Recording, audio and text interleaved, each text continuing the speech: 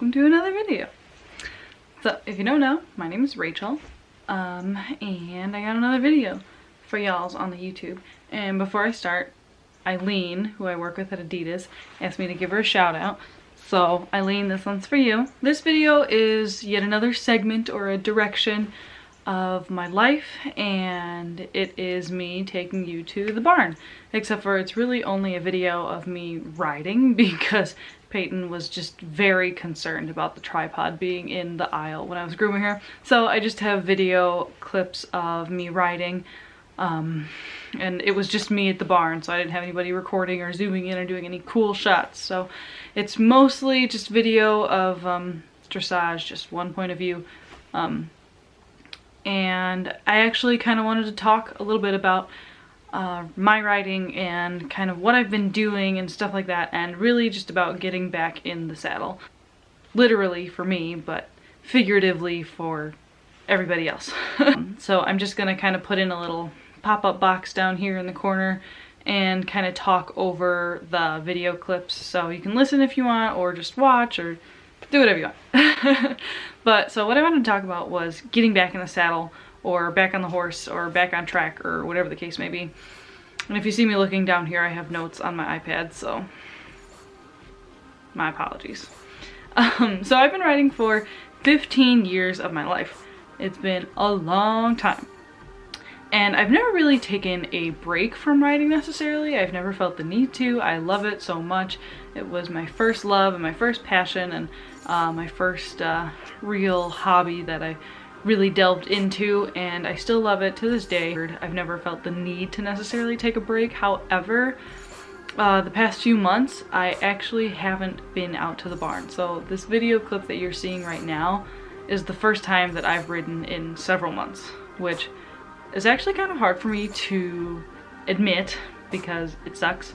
And to you guys, you might not be able to tell, but to an advanced eye, they can tell that I'm rusty, and my relationship with Peyton, who I'm riding, is definitely not the strongest because it's been a minute.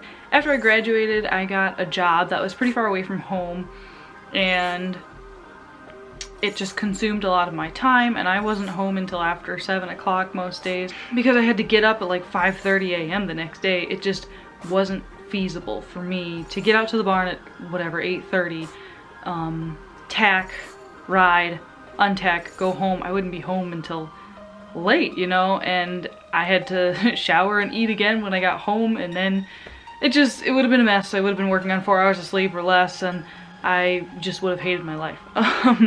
So unfortunately, riding took a back seat for me, and I really felt terrible about not riding. My soul wasn't happy.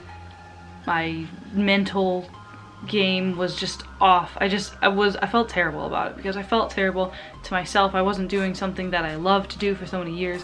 And I also felt horrible for the mares that I ride because I've developed such a connection and such a bond with these mares. And then for me to just basically fall off the face of the earth, you know, it's just, animals create that kind of connection and that sense of habit. And so when I wasn't coming out, I felt bad for them, and so that made me feel bad internally and mentally and emotionally, and so then it translated into physically. Like, I didn't want to leave my bed some days, you know. I thought like, oh, maybe I could go to the barn today, but I was in bed and I was like, no, I can't do it, you know. I didn't have the strength, whether that's physical or mental. I just didn't. It wasn't there. Frankly, I was a little embarrassed to go out to the barn and see some of my barn friends and barn family and whatever, because I knew they were gonna say, you know, oh, when are we gonna see you again? And I didn't want to fill their headspace or my headspace with these false promises that I knew I wouldn't be able to fulfill. So yeah, that's another reason. With starting this YouTube, everything kind of changed. I knew that I was the girl that did a lot of cool and unique things and had different interests.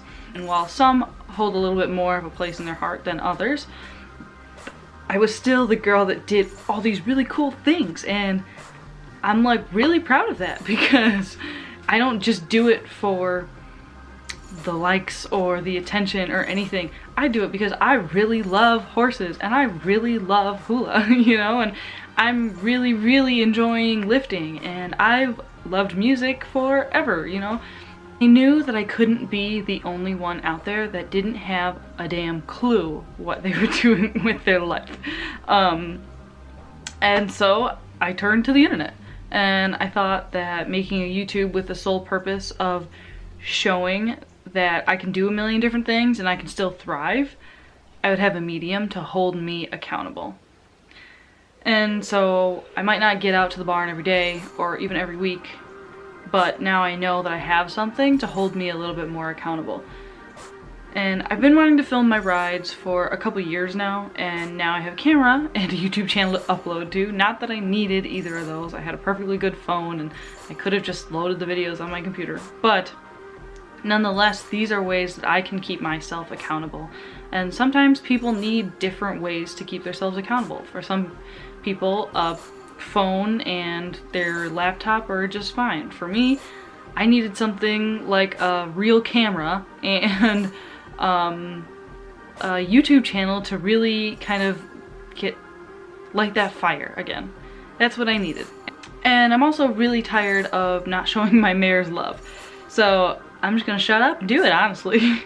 And I'm going to share it with the internet so y'all can call me out if you haven't seen a horsey pic in a while. Be like, what the hell, Rach? Give me the horsey pics, because that's what I'm here for. So, falling off the wagon is hard. It is. It's really hard.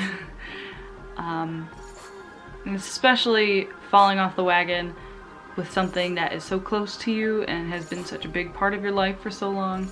It's really, really hard to get back on track. Get back in the saddle. Get back on the horse. Whatever saying you want to use. And I'm not going to be the person who sits here and says, "You're amazing, you can do it, go, go, go, hurrah, woohoo," because I'm just not. You have to want to do it, and you have to give yourself the time, the space, and the energy to get back in the saddle, because if you just try to go about it haphazardly, you're gonna half-ass it and you won't feel fulfilled, frankly.